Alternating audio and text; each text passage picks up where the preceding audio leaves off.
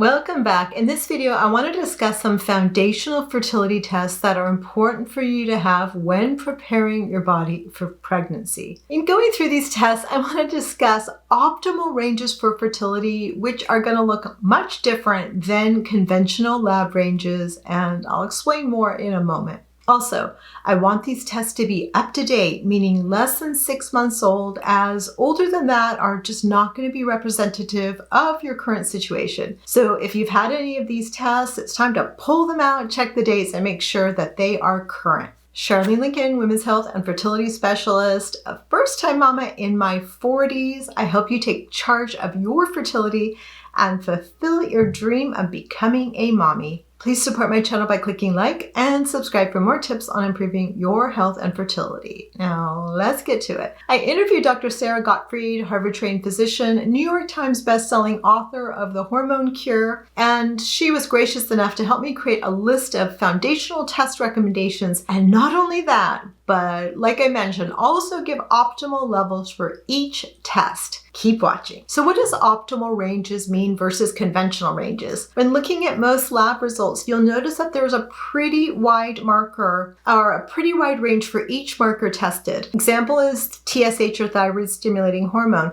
In a conventional lab in the US, that range is anywhere between 0.5 and 4.5. If you fall into that, you're considered normal. They get this number by taking the average of a sample population. I don't know if you've noticed recently, but the average population in the United States, probably not the healthiest. So what functional medicine does differently, and I think what does right, is they compare your numbers to a healthy functional population. And so that the lab ranges are much narrower. Doesn't that seem smart? I think so. So I want you to have optimal health. So we're going to compare you to those functional ranges of that healthy population. In regards to TSH, the functional ranges would fall between 0.5 to 2.0. However, I've talked to people in the functional fertility world, and they say that they like to see TSH between 1 and 2 and closer to 1. Also, studies have shown that women who have TSH between these functional ranges report feeling more healthy and vibrant. I have often used saliva testing to test cortisol and hormone levels because that's what I was taught. But Dr. Sarah said she likes to do whatever your insurance is going to pay for, and that typically is a blood panel. So all these markers will be from testing blood serum. First recommendation, and this is not in any particular order, is morning cortisol. You will want that to be around 10 to 15. And so that's why I recommend working with a functional medicine practitioner, because they might have their own functional standards. I was discussing this with another functional medicine doctor, and he said that he likes it to be under 10. A little bit of a difference there. Then there is fasting blood sugar and fasting insulin. Fasting insulin, we want it to be between 4.6 to 5.5. Fasting blood sugar between 70 to 85 milligrams per deciliter. Once again, that's not a conventional range. That's optimal range for optimal health and fertility. It's worth noting that these are the ranges for labs here in the US. If you're outside the US, you can do some research on the internet for optimal ranges in your particular country. Next is day 3 of your cycle, FSH and estradiol, and day 21 or 22 or 7 days past ovulation, progesterone. The hormone ranges of these are based on your age, so I can't really give you an optimal range for these. And I should note, if you watched my last video on low progesterone levels and how to raise them, you'll know that progesterone tests can be tricky in that progesterone levels can change from one time of the day to the next. So a solution to that is to also chart your basal body temperatures, and it's explained more in this video. Next is free bioavailable testosterone to screen for PCOS or some other cause for high androgens. Dr. Sarah said she prefers these markers over testing for total testosterone. Next is a full thyroid panel. It's interesting how difficult it is for some women to get a full thyroid panel. You would think that it would be commonplace and it really isn't. TSH is often the marker that is tested, and fortunately, that's just not enough to assess the health of the thyroid. So I'm going to give you what would be included in a full thyroid panel. And fortunately, these days, if your doctor is one of those kind of old school people that's not up with the program, you can go and pay out of pocket. I know that that's not great, but sometimes you just have to do that and your health is worth it. So full thyroid panel, this is what it's going to include.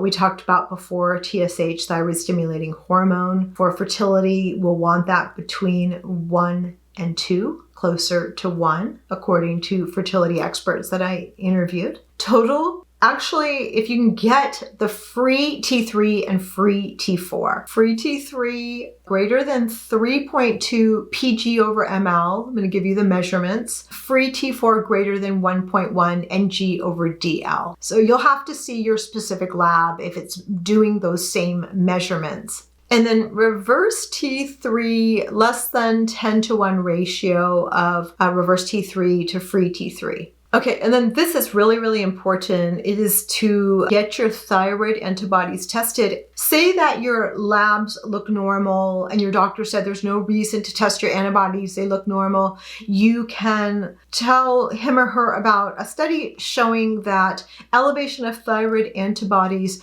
preceded thyroid disease, meaning elevations showed before any of the markers looked abnormal.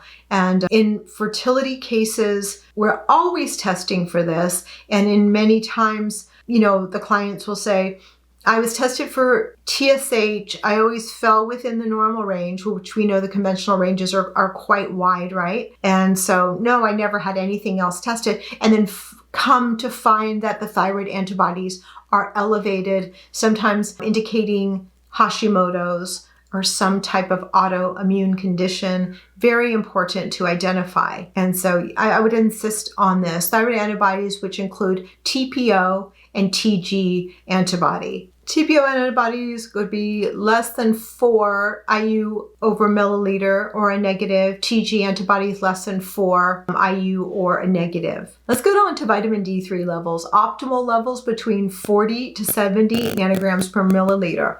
Just real quickly, you would think that being out in the sun would make it that you would not be deficient in vitamin D. I rarely have come across anyone who has optimal vitamin D levels. I don't know. It's really hard, I guess, for your body to convert into that hormone vitamin D. And so supplementation is often very necessary. And sometimes with low levels, I need to get mine tested again. Last time I mentioned a lab range says normal is anything above 30. I think I was like at 32. I want to be at that optimal level. Taking 5,000 IU, I'm going to test and see. I might have to take more. I know that sounds like a lot, but we have some of our fertility clients taking up to 10,000 IU just to try to raise that level. If after several months of doing that and it's not raising, then that is indicative that maybe you are lacking some enzyme that converts the vitamin D, and that could be the case. Okay, and then this is one for your male partner. I'm going to have you check the last time that your male partner had a sperm analysis. It doesn't matter if he's had children in a previous relationship or your relationship. Sperm quality can change. New batches are created about every 3 months. So it really needs to be up to date. I've had couples struggling with fertility and then they assume because the male partner has fathered children before or had a sperm analysis maybe a year prior that is pretty much reflective of the current situation. It isn't. And then I want you to even do one step further. Do the sperm analysis and then get the DNA fragmentation test. I think it's here in the US, it's probably about $400. So it's not an inexpensive test, but what studies have found is that a sperm analysis test, which is quite tricky, you need to ask specific questions when you get the sperm analysis test, and sometimes they don't really go over it. They just say it looks okay. If it's an IVF clinic, you need to ask a follow-up question.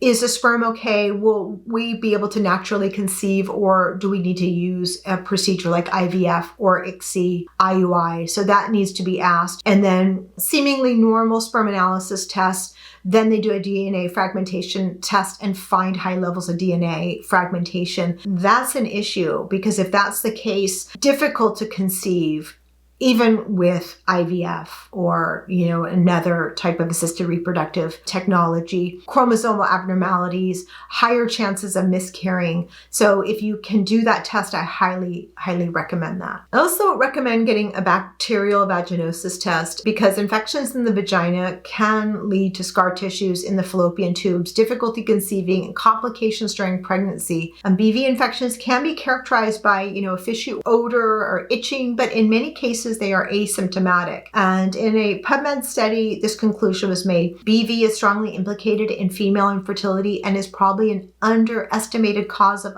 unexplained infertility. Screening and treatment of BV in patients with PCOD and unexplained infertility improve their pregnancy rates considerably. That's one you really want to do. And now I want to ask you a question. Have you had a chance to download our report on improving egg quality even at 40 plus? If you haven't, please do. It's content rich. It helped me figure out what next steps to take when I was trying to conceive in my 40s. It's available for free. The link is below. Go down below this video, grab it, and great report. Also, I picked out some videos I think you're going to really find helpful. Thanks so much for watching. If you got any value from this video, click like and consider subscribing, and I'll see you on the next video.